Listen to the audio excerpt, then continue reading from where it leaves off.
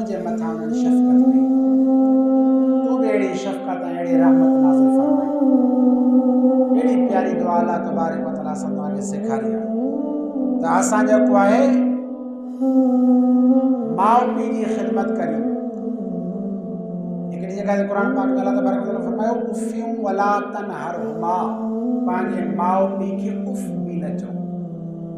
झिणकण त परे जी ॻाल्हि, विढ़ण त परे जी ॻाल्हि, पर उफ़ बि न चओ।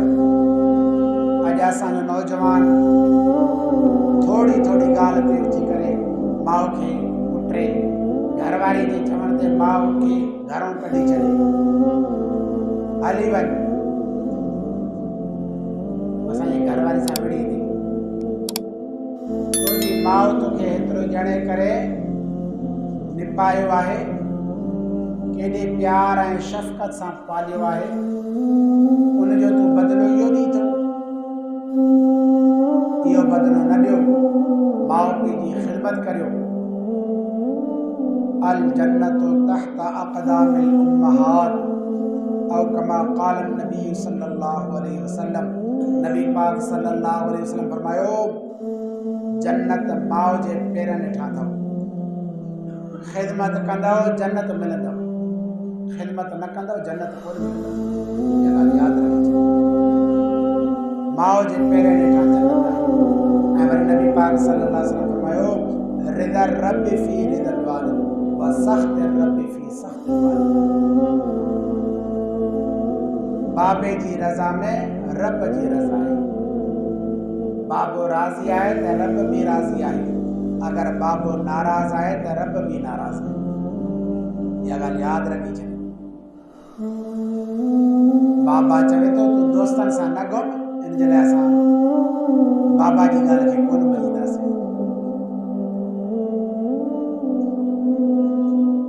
बाबे जूं छा ख़िदमतूं कोशिश में 2-3 ॾींहं अॻु में हिकिड़े बुज़ुर्ग जो बयानु ॿुधो। हुन बुज़ुर्ग फरमायो त तव्हांजो बाबो ॾींहं जे उस जी तपिश में सड़े थो, तॾहिं तव्हांजे लाइ पानी बचे थो। तव्हांजो बाबो उस में सड़े थो ऐं तव्हांजी माउ चुल्ह में सड़े थी, तॾहिं तव्हांजे लाइ पानी जो गिरफ बचे थो। हिसाब त लॻायो।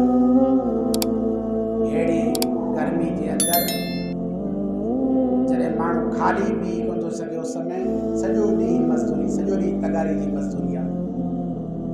ऐं वरी इहो नौजवान जॾहिं पाण पंहिंजे पेरनि ते बीहे थो, तॾहिं चवे थो पंहिंजे पीउ खे त बाबा तूं असांजे लाइ कयो छा आहे, तूं असांजे लाइ छा कयो आहे।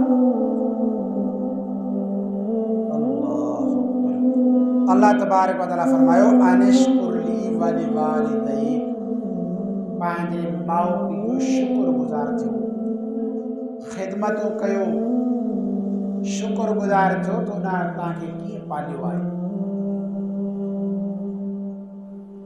हिकिड़ी जॻह ते आउं वेठो हुउसि, पीउ पुटनि जो जहिड़ो हलियो पिए, आउं उते हुयुसि मौजूदु।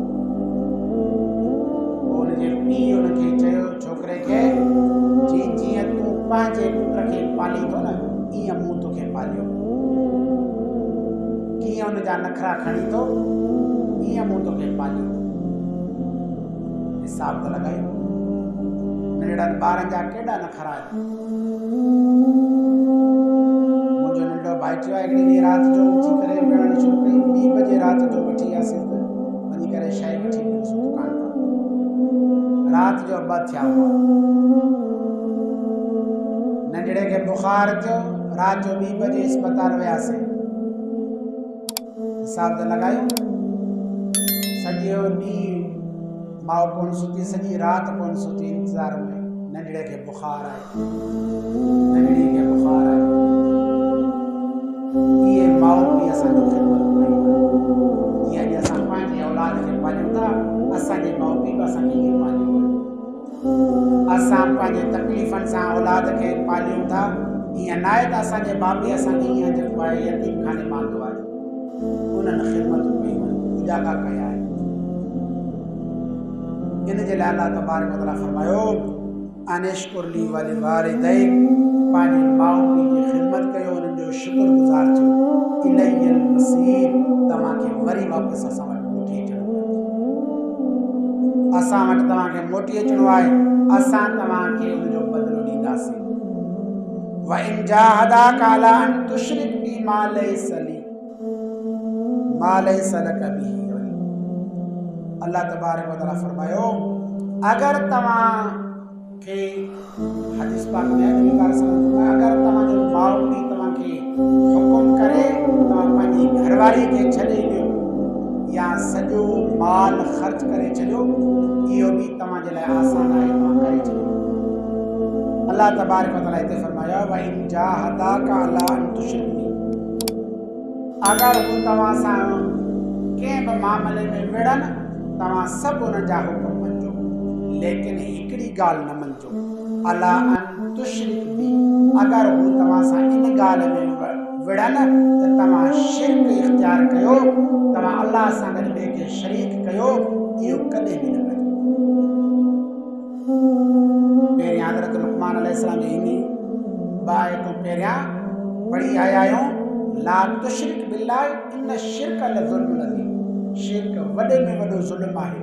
अल्लाह तबारक व तआला हिते फरमायो, माउ पीउ जी हर ख़िदमत करियो, हर ॻाल्हि खे मञो, एसी ताईं जो हू तव्हांखे चवनि तव्हां पंहिंजी घरवारी खे छॾे ॾियो, उहो बि हुकुम मञो। अगर हू तव्हांखे चवनि तव्हां पंहिंजी सॼी मिल्कियत ख़र्च करे छॾियो, ॿिए कंहिंखे ॾेई छॾियो, उहो बि हुकुम मञी छॾियो, लेकिन जॾहिं हू तव्हांखे चवनि अल्लाह सां गॾु कंहिंखे शरीक करियो, इहो हुकुम न मञिजो, इहो हुकुम न मञिजो। सहाबा किराम रिज़वानुल्लाह अलैहिम अजमईन जे वाक़िअनि जे अंदरि तमामु घणा वाक़िआ अचनि था, कसरत सां अहिड़ा वाक़िआ अचनि था। माउ पीउ जेको आहे उन्हनि खे छॾियो कोन पिए, लिकी वञी करे उन्हनि ईमान क़बूल कयो। हींअर जे दौरनि जा बि केतिरा ई वाक़िआ आहिनि।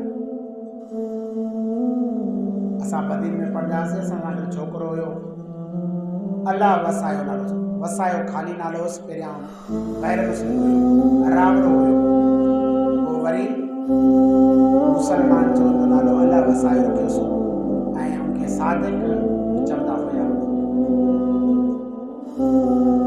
उनखे माउ पीउ तमामु घणी कोशिशि कई त मुसलमान न थिए, लेकिन मुसलमान जो माउ पीउ उनखे ज़ंजीरनि में ॿधी छॾियो, ज़ंजीरनि में ॿधल हूंदो हुयो, लेकिन कॾहिं बि उन्हनि सां विड़ियो कोन, उनखे घटि वधि कोन ॻाल्हायो। अल्लाह तबारक व तआला बि फरमायो आहे, मा लैस लक बिही इल्म फला तुतिअहुमा व साहिबहुमा फिद दुनिया मारूफा। तव्हांजा माउ पीउ तव्हांखे शिर्क लाइ चवनि, दीन खां दूरी जे लाइ चवनि, इहा ॻाल्हि उन्हनि सां कॾहिं बि न मञिजो, लेकिन जेको तव्हांखे इल्म आहे उन मुताबिक़ पंहिंजी ज़िंदगी खे गुज़ारियो, हिक तौहीद ते गुज़ारियो, ऐं माउ पीउ तव्हांखे चवनि उन्हनि खे दुनिया जे में आराम ऐं सुकून सां सम्झाइण जी कोशिशि करियो।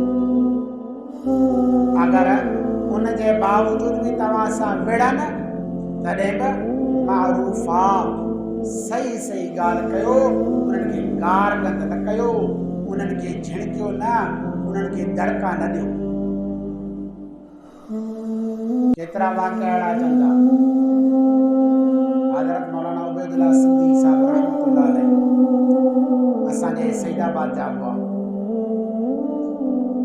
सिख हुया। जॾहिं मुसलमान थिया त उन्हनि जी माउ उनखे चपल सां कुटींदी हुई, पोइ जॾहिं चपल हथ मां किरी पवंदी हुयसि, पाण खणी करे ॾींदो हुयुसि, वरी उहो कुटींदी हुई। कुटे कुटे जॾहिं थकिजी पवंदी हुई, तॾहिं पंहिंजे माउ जे हथनि खे वठी ज़ोर ॾींदो हुयो ऐं चुमी ॾींदो हुयो, चवंदो त अमड़ मुंहिंजे करे तोखे तकलीफ़, तुंहिंजे हथनि में सूरु थियो आहे मुंहिंजे करे। ऐं पाण जेको आहे कॾहिं कॾहिं उनजो चर्च हूंदो हुयो, उते पाण खणी वेंदो हुयो, उनखे अमड़ खे विहारे करे पाण ॿाहिरि अची बीहंदो हुयो, अमड़ इबादत कंदी, उनखां बाद में वरी जेको आहे वापसि खणी घर पहुचाईंदो हुयो। इहे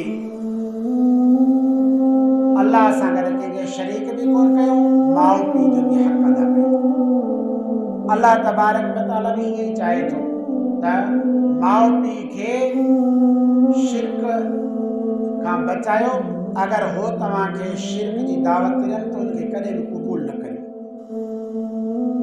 वत्तबिअ सबील मन अनाब इलैया सुम्म इलैया मर्जिउकुम फउनब्बिउकुम बिमा कुंतुम तअमलून। अल्लाह तबारक व तआला जे रस्ते में पंहिंजी ज़िंदगी खे गुज़ारियो, छो त सुम्म इलैया मर्जिउकुम असां सभिनी खे तव्हां सभिनी खे असां वटां चयो आहे। ऐं जेको तव्हां अमल करियो था अल्लाह तबारक व तआला उन सॼे अमल खे ॼाणे थो, सॼे अमल खे ॼाणे थो। ईअं न आहे त तव्हां जेको आहे लिकी करे गुनाह कंदव अल्लाह तबारक व तआला उनखे कोन ॾिसंदो। फमन यामल मिस्काल ज़र्रतिन खैरन यरा वमन यामल मिस्काल ज़र्रतिन शर्रन यरा। अल्लाह तबारक व तआला जेको आहे हर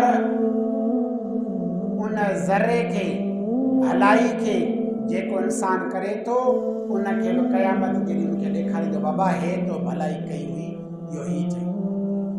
अगर तो बुराई कई ज़रे बराबर भी वो क़यामत जे ॾींहुं अल्लाह ताला तोखे ॾेखारींदो, बाबा हे तो बुराई कई। दुनिया जे अंदर सभु ॻाल्हियूं अल्लाह तबारक व तआला ॿुधाईंदो। हज़रत लुक़मान अलैहिस्सलाम अॻियां पंहिंजे पुट खे वसियत फरमाए, या बुनैया इन्नहा इन तक़ु मिस्क़ाल हब्बतिन मिन खरदल। यादि रखी करे मुंहिंजा पुट राई जे दाणे जे बराबर भी अगर तो को अमल कयो वो भी तोखे क़यामत जे ॾींहुं तुंहिंजे साम्हूं कयो वेंदो। खरदलिन फतकुन फी सखरतिन औ फी समावाति वल अर्द। या वो अहिड़ी जगह ते वञी करे कर जिते ऊंदाई हुजे, केर भी न ॾिसे, लेकिन अल्लाह तबारक व तआला खे उन गुनाह जो या सवाब जो इल्म आहे। औ सखरत या कंहिं पत्थर जे हेठियां नेकी हुजे, सिरा जे दाणे जे बराबर भी इहो भी अल्लाह तबारक व तआला खे इल्म आहे। छो त अल्लाह तबारक व तआला इल्म मुहीत ॼाणे थो। दुनिया जे अंदर जेको भी कुछ थी रहियो आहे सभु कुझु अल्लाह तबारक व तआला ॼाणे। अल्लाह तबारक व तआला जे कब्ज़े कुदरत में सभु कुझु आहे, छो त अल्लाह तबारक व तआला कुन फयकुन जो मालिक आहे। अल्लाह ताला खां अलावा कंहिंखे भी अहिड़ी ताक़त अल्लाह तबारक व तआला कोन ॾिनी आहे। घणनि शयुनि खे अल्लाह तबारक व तआला ताक़त ॾिनी आहे, लेकिन अहिड़ी ताक़त अल्लाह तबारक व तआला कंहिंखे कोन ॾिनी आहे। जिन्नात खे अल्लाह ताला ताक़त ॾिनी आहे, हिकिड़े मिंट में हितां खां अमेरिका पहुची सघे थो, लेकिन इहा ताक़त कोन अथसि त हिन दीवार खां परियां छा आहे। इहा ताक़त औ सखरतन फी समावाति औ फिल अर्द यअति बिहल्लाह। अल्लाह तबारक व तआला फरमाए थो त हज़रत लुक़मान अलैहिस्सलाम पंहिंजे पुट खे चयो त ए मुंहिंजा पुट राई जे दाणे जे बराबर, सिरा जे दाणे जे बराबर जेका भी शइ हूंदी अल्लाह तबारक व तआला उनखे साम्हूं अची करे हाज़िर कंदो, चाहे उहा शइ कंहिं पत्थर जे हेठियां हुजे, चाहे आसमाननि में लिकियल हुजे या ज़मीन जे तह जे अंदर हुजे। अल्लाह तबारक व तआला क़यामत जे ॾींहुं उनखे आणे करे हाज़िर कंदो। इन्नल्लाह लतीफ़ुन ख़बीर, छो त अल्लाह तबारक व तआला बारीक बीन आहे, बारीकीअ सां सभिनी शयुनि खे सुञाणे थो, सभिनी शयुनि जो इल्म रखे थो, ख़बर रखे थो। या बुनैया इन्ना अक़िमिस सलात, ए मुंहिंजा पुट निमाज़ खे क़ाइमु कजो। वअमुर बिल मारूफ़ वनहा अनिल मुनकर। हज़रत लुक़मान अलैहिस्सलाम पंहिंजे पुट खे वसियत में फरमाए थो, मुंहिंजा पुट निमाज़ खे क़ाइमु कजांइ, छो त निमाज़ हर अमल जो पाड़ आहे। नबी पाक सल्लल्लाहु अलैहि वसल्लम फरमायो, अस्सलातु इमादुद्दीन, निमाज़ दीन जो थंभु आहे। जंहिं माण्हू निमाज़ पढ़ियो ॼण उन दीन खे क़ाइमु रखियो, ऐं जंहिं निमाज़ खे छॾे ॾिनो ॼण उन दीन खे किराए छॾियो। निमाज़ अहिड़ी शइ आहे, हर नबी हज़रत आदम अलैहिस्सलाम खां वठी करे नबी पाक सल्लल्लाहु अलैहि वसल्लम ताईं जेके बि नबी आया उन्हनि जो क़ौम आहियूं सभिनी जे मथां निमाज़ फ़र्ज़ हुई। कंहिंजे मथां केतिरो वक़्तु हुयो, कंहिंजे मथां केतिरो वक़्तु हुयो, लेकिन हुयो ज़रूरु। ईअं कोन्हे त कंहिंजे मथां कोन हुयो, सभिनी नबियनि जे मथां निमाज़ फ़र्ज़ हुयो। ऐं नबियनि जे मथां नबी क़ुरान पाक में अल्लाह तबारक व तआला फरमायो फ़तहज्जद बिही नाफ़िलतन लक असा अन यबअसक रब्बुका मक़ामन महमूदा। नबियनि जे मथां निमाज़ त फ़र्ज़ हुयो पर तहज्जुद बि फ़र्ज़ हुयो। प्यारे पैगंबर हज़रत मोहम्मद अरबी सल्लल्लाहु अलैहि वसल्लम जे मथां तहज्जुद बि फ़र्ज़ हुयो। नबी पाक सल्लल्लाहु अलैहि वसल्लम तहज्जुद बि पाबंदी सां पढ़ियो आहे। त निमाज़ क़ाइमु करियूं ऐं निमाज़ पाबंदी सां, छो त नबी पाक सल्लल्लाहु अलैहि वसल्लम फरमायो क़यामत जे ॾींहुं सभ खां पहिरियां निमाज़ जो हिसाब किताब थींदो। जंहिंजी निमाज़ सही ऐं पूरी थी उनजा ॿिया बि अमल सही ऐं पूरा निकिरंदा। जंहिंजी निमाज़ घटि थी उनमें कमी कोताही रहिजी वई ॿिया बि अमल को घटि थींदा। छो त आम फ़र्ज़ जेको आहे निमाज़ आहे। हीअ त इस्लाम जो बुनियाद आहे। बुनियाद 5 शयूं आहिनि। बुनियल इस्लाम अला ख़म्सिन शहादतु अल्ला इलाहा इल्लल्लाह व अन्न मुहम्मद रसूलुल्लाह व इक़ामिस सलात व ईताए ज़कात व सौम रमज़ान व तहज्जुल बैत इन इस्तताअत इलैहि सबीला। नबी पाक सल्लल्लाहु अलैहि वसल्लम फरमायो तव्हांजे मथां 5 शयूं जेको आहे फ़र्ज़ कयूं आहिनि। इहे इस्लाम जो बुनियाद आहिनि। पहिरियों निमाज़ क़ाइमु करणु, ॿियो ज़कात अदा करणु, रमज़ान मुबारक जा रोज़ा रखणु, बैतुल्लाह जो हज करणु जंहिंखे बैतुल्लाह ते पहुचण जी ताक़त हुजे। त हज़रत लुक़मान अलैहिस्सलाम पंहिंजे पुट खे वसियत फरमाए थो त मुंहिंजा पुट निमाज़ खे क़ाइमु कर, वअमुर बिल मारूफ़ वन्हा अनिल मुनकर, ऐं भलाईअ जो हुकुम कर बुराई खां मना कर। छो त इहो बि पाड़ आहे। हर नबी अची करे दावत जो कमु कयो आहे, आवाम खे पंहिंजे क़ौम खे दावत ॾिनी आहे, भलाई जी तरफ़ सॼो आहे ऐं बुराई खां मना कई आहे।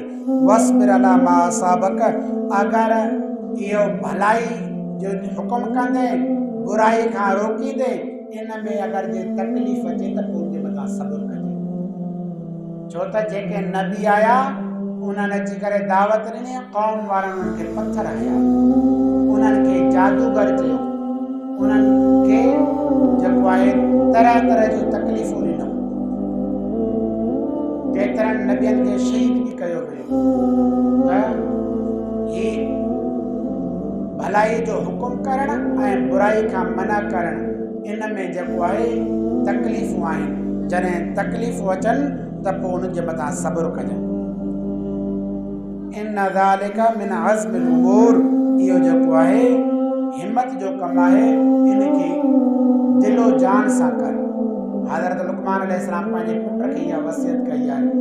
नबी पाक सल्लल्लाहु अलैहि वसल्लम जी उम्मत जे लाइ बि अल्लाह तबारक व तआला फरमायो कुंतुम खैर उम्मतिन उखरिजत लिन्नास तामुरून बिल मारूफ व तनहौना अनिल मुनकर व तु'मिनूना बिल्लाह। तव्हां भले में भली उम्मत आहियो जो तव्हां माण्हुनि जे नफ़े लाइ कढिया विया आहियो, भलाईअ जो हुकुम करियो था, बुराई खां मना करियो था ऐं अल्लाह ताला जे मथां ईमान आणियो था। इहा ख़ुसूसियत आहे नबी पाक सल्लल्लाहु अलैहि वसल्लम जी उम्मत खे त नबियनि वारो जेको कमु हुयो पहिरियां नबी कंदा हुया उहो अल्लाह तबारक व तआला हिन उम्मत खे ॾिनो आहे। इन जे लाइ अल्लाह तबारक व तआला हिन उम्मत खे बहितरीन उम्मत चयो आहे।